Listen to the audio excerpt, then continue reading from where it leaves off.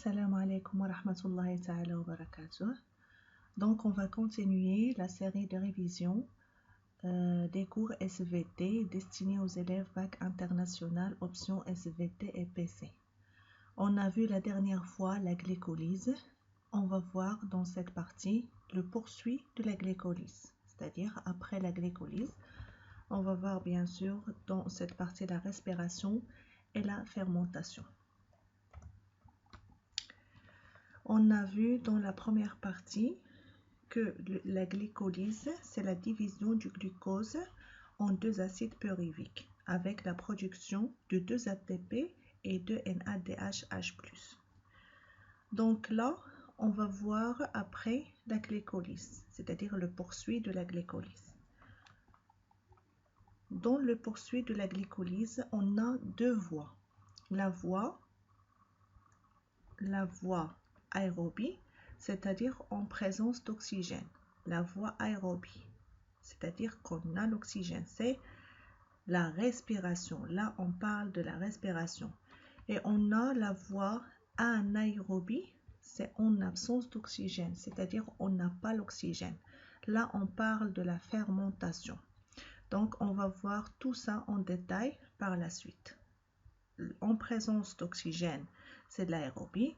Et en absence d'oxygène, c'est l'anaérobie. On va commencer par cette partie. C'est la partie la plus importante et plus ou moins compliquée par rapport à la voie anaérobie. Donc, on va commencer par la respiration ou la voie aérobie en présence d'oxygène.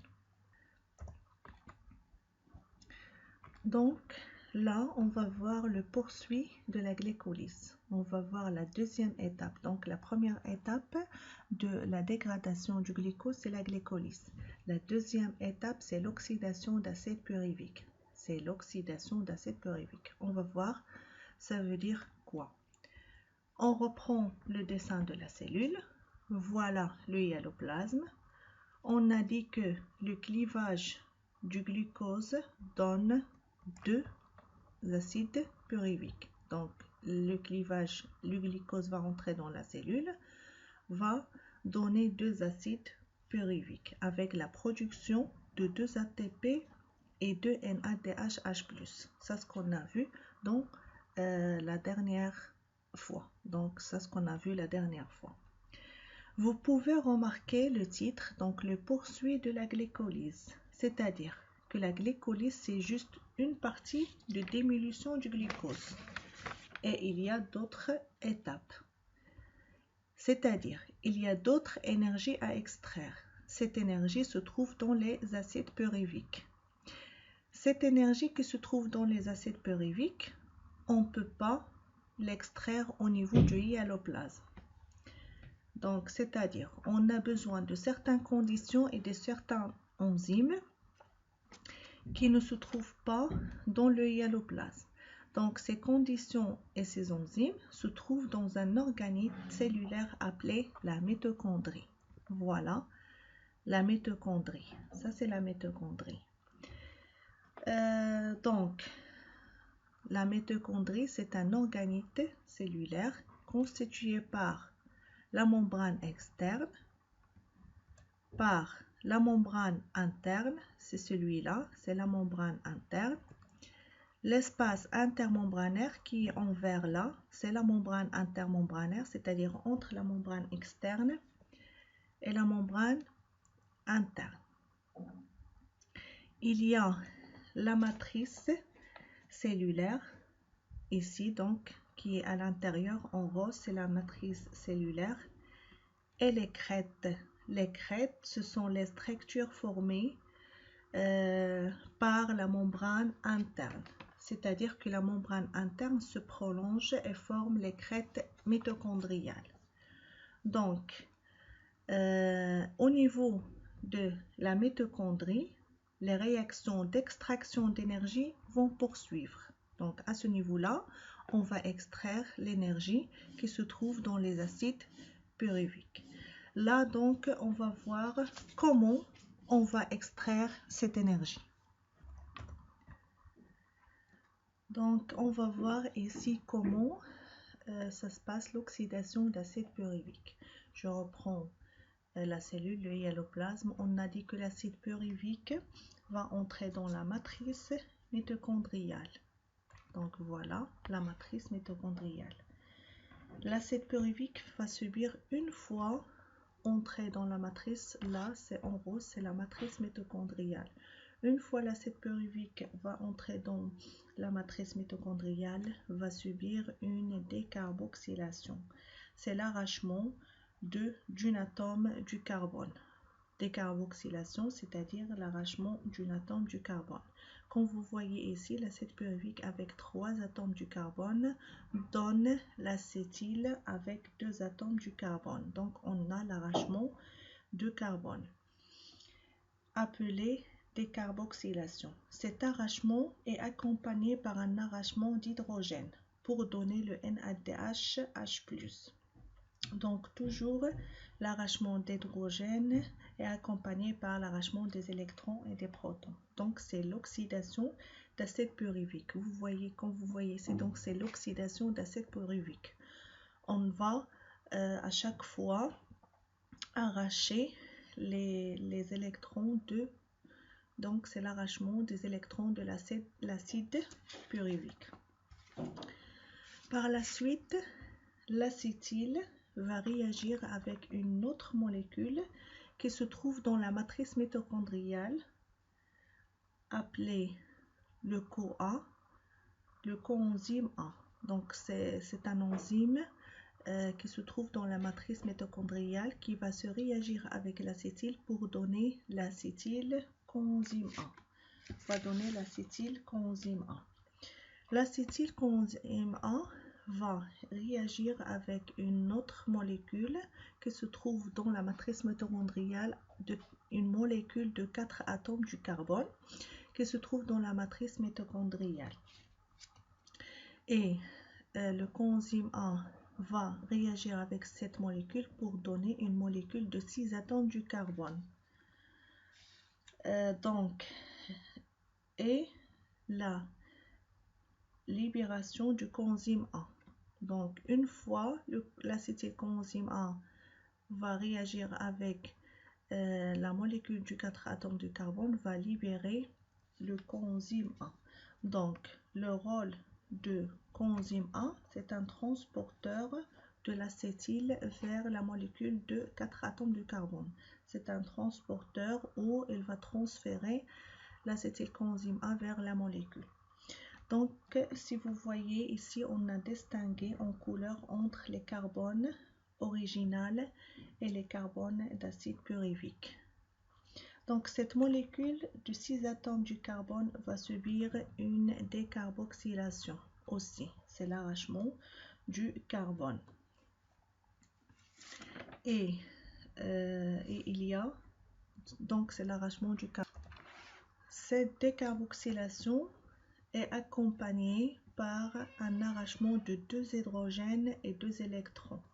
Cette molécule de 5 atomes du carbone va subir de retour une décarboxylation et l'arrachement de 2 hydrogènes. Puis la molécule de 5 atomes du carbone, donc pour la formation d'une molécule de 4 atomes du carbone. Cette molécule de 4 atomes du carbone va subir seulement une déshydrogénation, c'est-à-dire l'arrachement de 2 hydrogènes. On a donc la formation de NADH et FADH2. Le FADH2, c'est aussi un transporteur des électrons comme le NADH+. Là, on va extraire un peu d'énergie, donc seulement on va voir à ce niveau-là un ATP.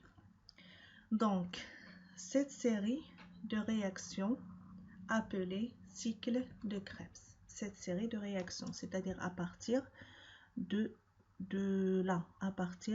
coenzyme A et la formation de 6 atomes d'une molécule de 6 atomes du carbone. Elle s'appelle le cycle du Krebs. Donc, le cycle de Krebs, c'est pas la totalité des réactions d'oxydation d'acide pyruvique qui se déroulent dans la matrice mitochondriale, mais c'est juste une partie, c'est-à-dire cette partie. Mais l'oxydation d'acide pyruvique, c'est l'oxydation d'acide pyruvique pour donner l'acétylcoenzyme A, plus cycle de Krebs. C'est-à-dire tout ça, c'est l'oxydation d'acide pyruvique. Donc, on va compter les résultats de l'oxydation d'acide pyruvique. On a 1, 2, 3, 4 NADH+, on a un FADH2 et un ATP à partir de ATP-PI. Donc voilà, on a un ATP et 4 NADH+, et un FADH2. Mais là, il faut faire attention parce que on a calculé les résultats juste pour un acide pyruvique. Mais la division du glucose nous donne 2 acides pyruviques. Ce qui fait on doit multiplier les produits en 2. C'est-à-dire on aura 2 ATP, 8 NADH+, et 2 FADH2. Voilà ce qu'on a obtenu. Il faut faire attention à ce niveau-là. Il faut faire attention à chaque fois on a des produits, il faut bien les noter. Donc, on a dit avant qu'on va extraire de l'énergie. C'est quoi le but de chaque étape? C'est d'extraire de l'énergie. Et là, comme vous voyez, on n'a pas extrait grand chose. Plus ou moins, on n'a pas d'énergie à ce niveau-là. Donc, l'énergie va s'extraire dans l'étape suivante au niveau de la membrane interne du mitochondrie. Donc, c'est la dernière étape de la dégradation du glucose. C'est au niveau de la membrane interne du mitochondrie qu'on va extraire de l'énergie à partir des transporteurs des électrons. À partir de ces transporteurs des électrons. On va voir tout ça en détail, mais avant, on va récapituler. Donc, l'oxydation d'acide pyruvique, c'est la deuxième étape de la dégradation du glucose. C'est la deuxième étape dans laquelle l'acide pyruvique donne l'acétylcoenzyme A qui va entrer dans le cycle de Krebs et va nous donner 2 ATP, 8 NADH+, et 2 FADH2. Donc, on continue toujours dans le poursuite de la glycolyse. Là, c'est la dernière étape de la dégradation du glucose, c'est la phosphorylation oxydative. C'est-à-dire, on a toujours de l'énergie à extraire. Donc, je reprends là, au niveau du, ça c'est une partie de la cellule. Là, c'est le hyaloplasme. Donc, la première étape, c'est la glycolyse. On a la production de 2 ATP et 2 NADH+. Après, donc, à l'intérieur de la matrice mitochondriale, subit l'oxydation d'acide pyruvique. On a la production de 2 ATP et 8 NADH+, et 2 FADH2. On n'a pas donc encore terminé. On a toujours d'énergie à extraire. Donc, par la suite, ici, au niveau de la membrane interne du mitochondrie. Donc, c'est la membrane interne du mitochondrie, c'est l'espace intermembranaire et ça, c'est la matrice. Donc, de la matrice vers la membrane intermembranaire. Les transporteurs des électrons vont se diriger de la matrice vers la membrane interne pour extraire de l'énergie. Donc la membrane interne, comme vous voyez, elle est constituée d'un ensemble de complexes protéiques et un complexe bien distingué appelé la TP synthase ou bien le sphère pédonculée. Donc, ce complexe-là, ou l'ATP synthase, joue un rôle crucial dans cette étape de phosphorylation oxydative. Donc, cette structure, elle est très importante à ce niveau-là.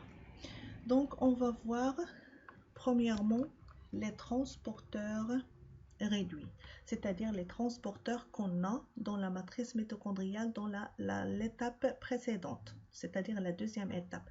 On a des transporteurs réduits. Ce sont les NADH+ et les FADH2. Les transporteurs réduits, c'est-à-dire lorsque vous trouvez T, c'est transporteur, ou R pour radical. Donc, ces transporteurs vont subir une réoxydation, vont subir l'oxydation. C'est l'inverse qu'on a vu dans la glycolyse et l'oxydation phosphorique. Donc, elles vont subir une oxydation. Avant, on a vu la réduction, mais là, on va voir l'oxydation. Bien sûr, c'est le recyclage de NAD+, pour une autre division du glucose. Il faut bien faire un recyclage. Donc, on va arracher des électrons des transporteurs. C'est l'oxydation, c'est une réaction d'oxydation.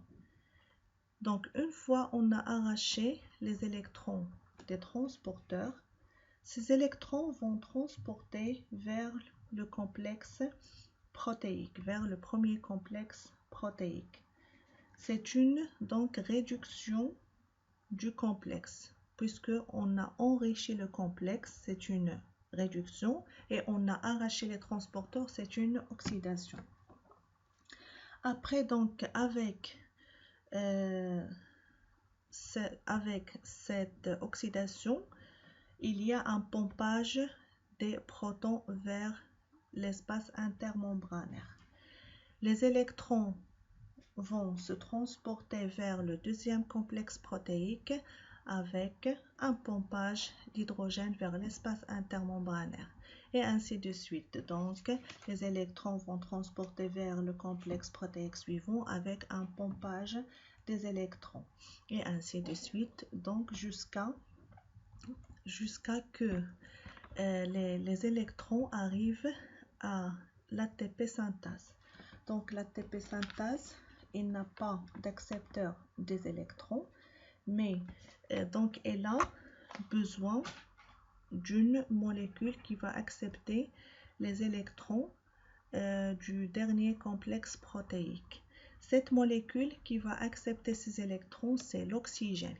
Là, on parle de la voie aérobie, c'est la respiration, donc il faut l'intervention, bien sûr, de l'oxygène.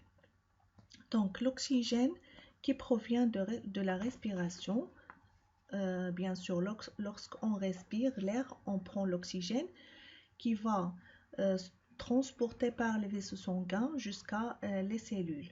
Lorsque les cellules prennent l'oxygène va jouer le rôle d'accepteur final des électrons, c'est-à-dire la dernière molécule qui va accepter les électrons.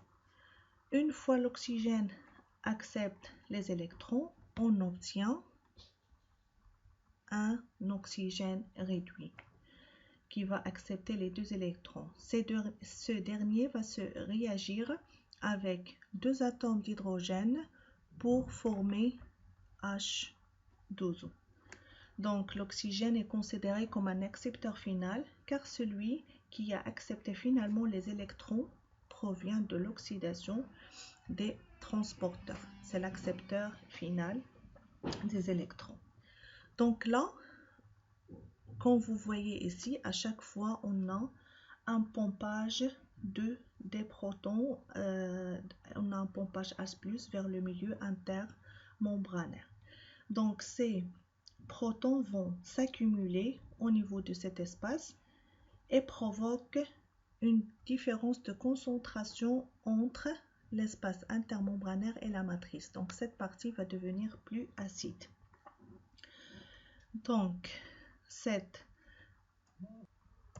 charge en H+ sera plus importante dans l'espace intermembranaire que la charge H+ dans la matrice. Donc, on a la formation d'une charge potentielle positive à ce niveau-là, c'est-à-dire dans l'espace intermembranaire. Par contre, une charge potentiellement négative dans la matrice mitochondriale. Cette différence de charge entre ces deux milieux qui va activer l'ATP synthase. Donc, c'est-à-dire, l'ATP synthase ne vont pas fonctionner que par cette différence de charge. C'est cette différence de charge qui va activer l'ATP synthase. Donc, les ATP synthase commencent à introduire les protons vers la matrice. Donc, à partir de là, ils font entrer les protons vers la matrice. Et ce flux de protons produit par l'ATP synthase sera utilisé pour produire de l'ATP.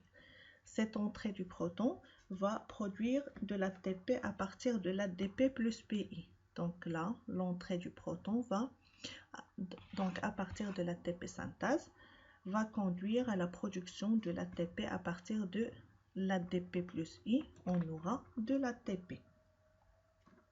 Cette formation de l'ATP n'est pas possible sauf en entrée de H+. Si il n'y a pas l'entrée de H+, on n'aura pas l'ATP.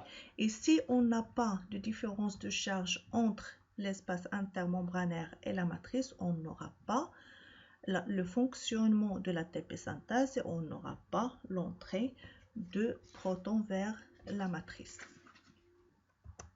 Donc, je récapitule.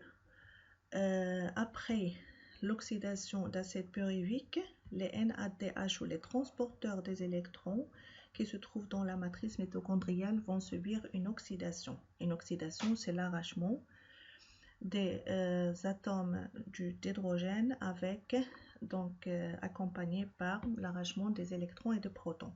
Ces électrons arrachés vont se diriger vers la membrane interne du mitochondrie pour être acceptés par les complexes protéiques qui se trouvent à ce niveau-là.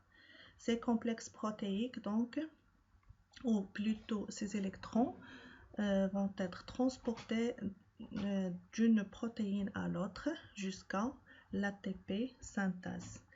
L'ATP synthase ne peut pas accepter les électrons, mais il y a la molécule de l'oxygène qui sera utilisée comme accepteur final des électrons qui viennent de la complexe protéique. Donc à partir de là, on va avoir une différence de charge entre l'espace intermembranaire et la matrice qui va provoquer une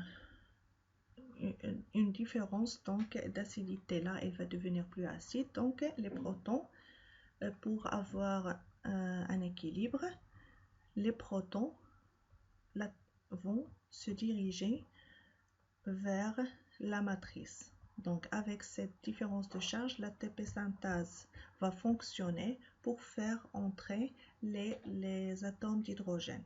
Une fois les atomes d'hydrogène entrent dans la matrice, ils vont produire l'ATP. Ils vont produire de l'ATP. Donc là, on va calculer combien d'ATP on a à ce niveau-là. Donc dans cette partie de phosphorylation oxydative. Oui.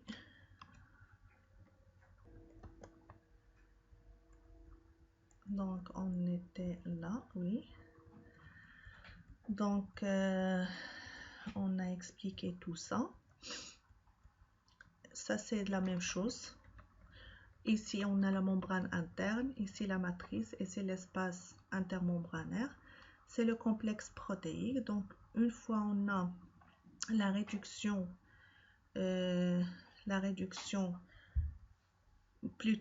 l'oxydation des transporteurs des électrons, les électrons vont se diriger vers le complexe protéique, elles vont se transporter vers les autres complexes protéiques jusqu'à le sphère pédonculée.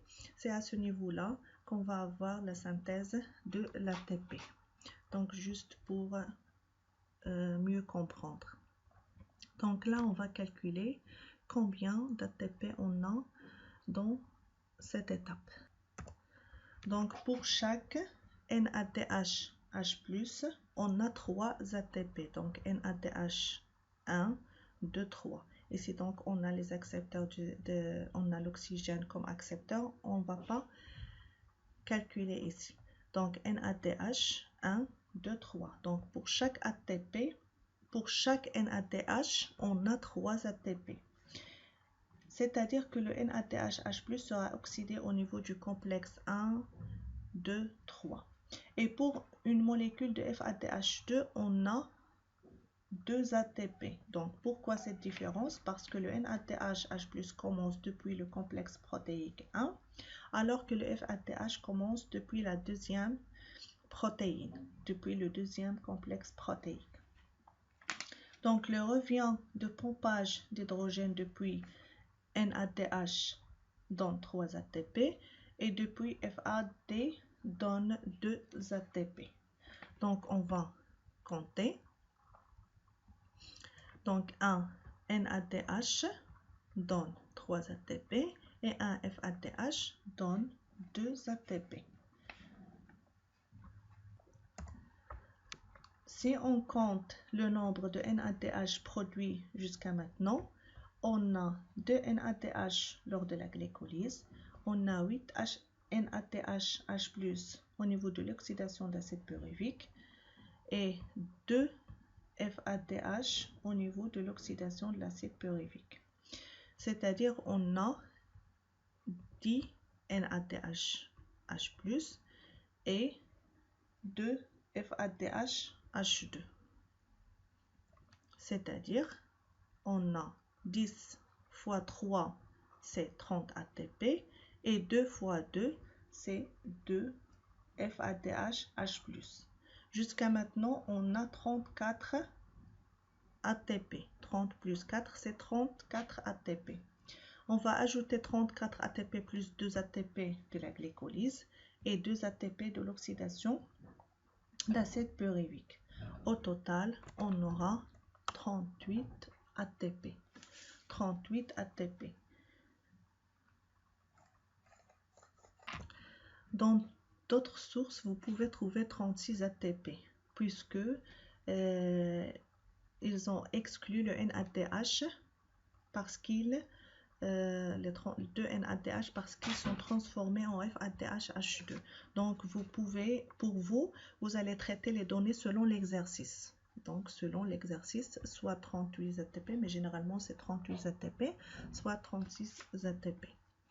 Toujours dans le poursuit de la glycolyse, on va voir le bilan de la respiration cellulaire.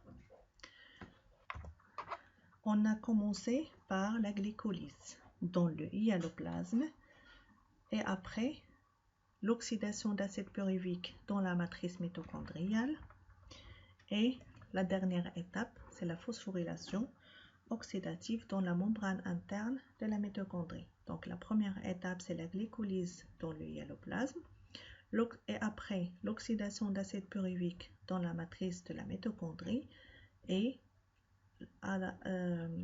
donc la dernière étape, c'est la phosphorylation oxydative au niveau de la membrane interne de la mitochondrie. Donc, dans la glycolyse, on a la division du glucose.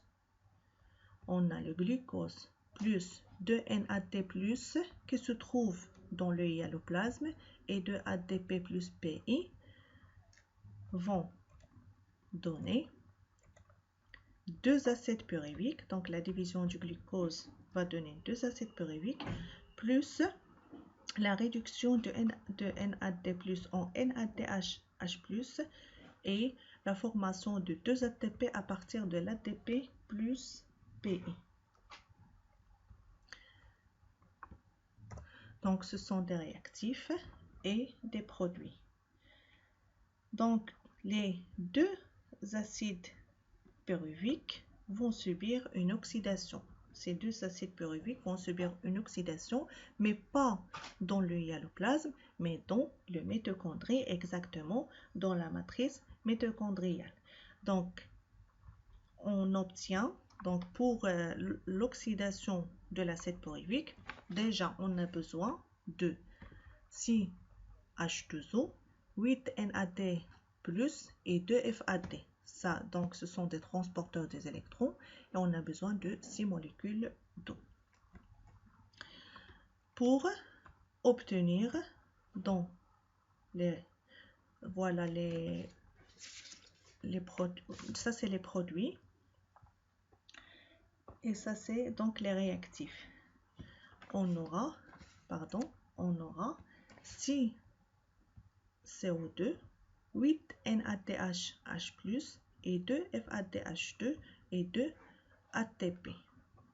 À partir de ça, on aura la formation de 6 CO2, 8 NADH+ et 2 FADH2 et 2 ATP. Donc jusqu'à maintenant, on a 2 NADH+ et 8 NADH+ et 2 FADH2. Pourquoi je mets l'accent sur ces produits? Parce que ce sont les transporteurs des électrons seront utilisés pour la phosphorylation oxydative. Donc le NADH et le FADH seront utilisés pour la phosphorylation oxydative. Donc pour la phosphorylation oxydative, on a besoin de 34 ADP plus PI et 6 oxygènes et 6 O2. Donc les O2, comme on a vu, vont jouer le rôle d'accepteur final des électrons en réalisant la phosphorylation oxydative. Donc là, on va produire 12 H2O, 34 ATP, 10 NAD+, et 2 FAD. Comme vous voyez, là, on revient, on fait l'oxydation pour avoir les NAD+, pour une autre division du glucose. Donc, à partir de ces réactifs et ce produit, on peut déduire la réaction globale de chaque étape. Donc, voilà la première réaction. Glucose plus 2 NAD plus 2 ADP plus 2 PI.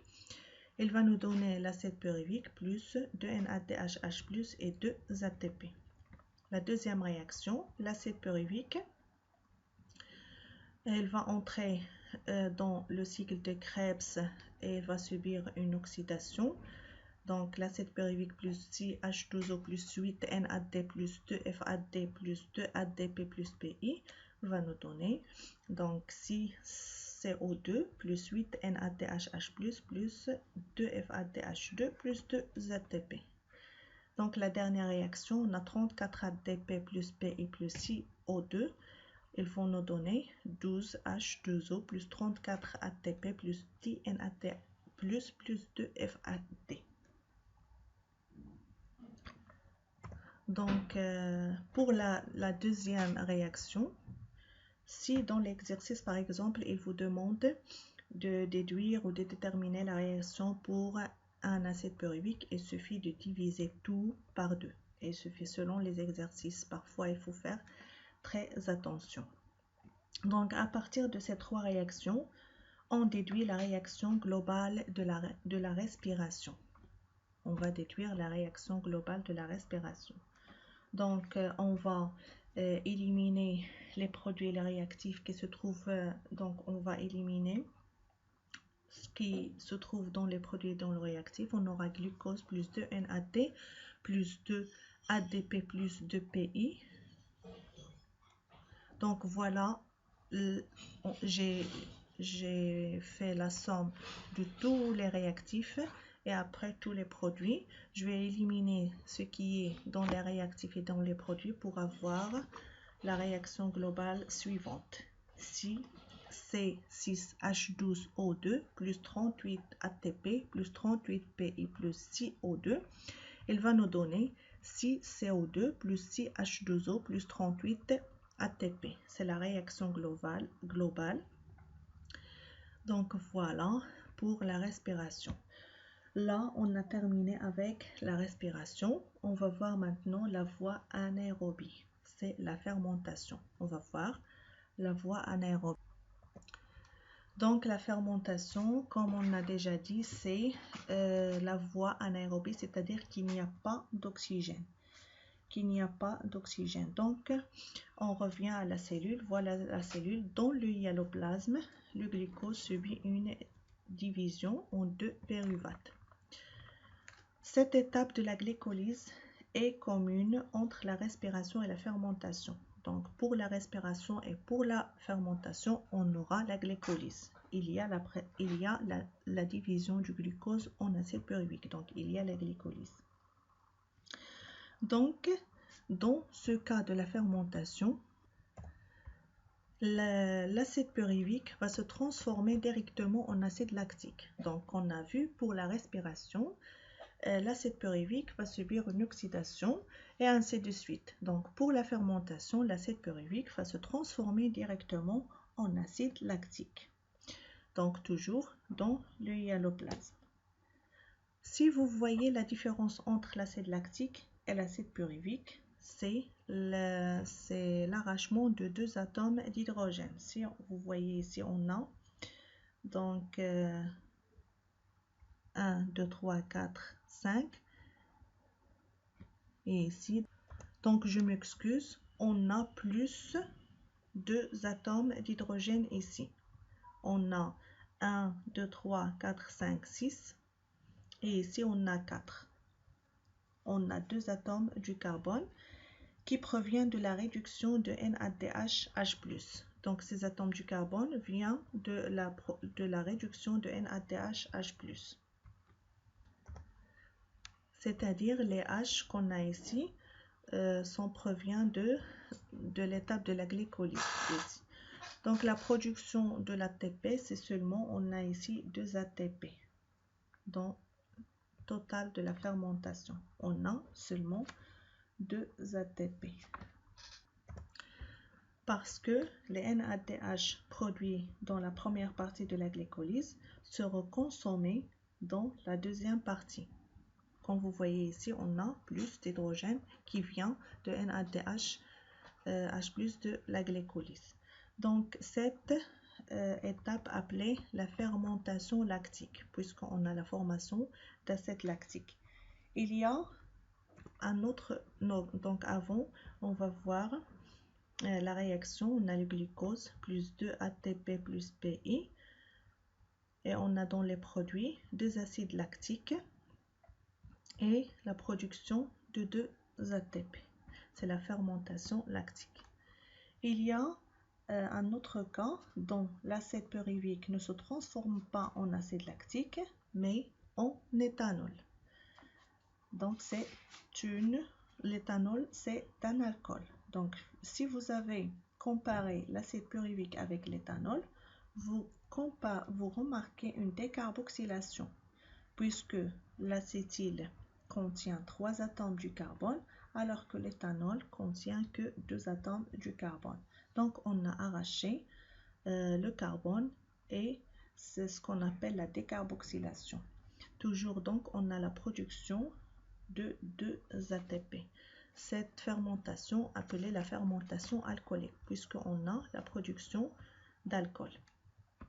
Donc j'ai oublié de mentionner la réaction, mais c'est donc glucose plus 2 ATP plus PI, il va nous donner 2 éthanol plus ATP. Donc voilà pour la fermentation. Il y a la fermentation lactique et il y a la fermentation alcoolique. Donc je reviens rapidement. Donc la fermentation lactique, c'est la transformation directe de l'acide pyruvique en acide lactique. Et la fermentation alcoolique, c'est la transformation de l'acide pyruvique en éthanol avec une décarboxylation. Là, on va voir le rendement énergétique pour chaque voie, donc pour la respiration et pour la fermentation. Donc si on prend le glucose en réalisant la respiration cellulaire, on aura 6 atomes du CO2 et 6 H2O. Ces derniers ne contiennent pas d'énergie, donc seront libérés dans la cellule, alors qu'on a produit 38 ATP. Donc on a transféré l'énergie emmagasinée dans le glucose en 38 ATP. La question qui se pose, est-ce qu'on a transféré, on a utilisé toute l'énergie de glucose?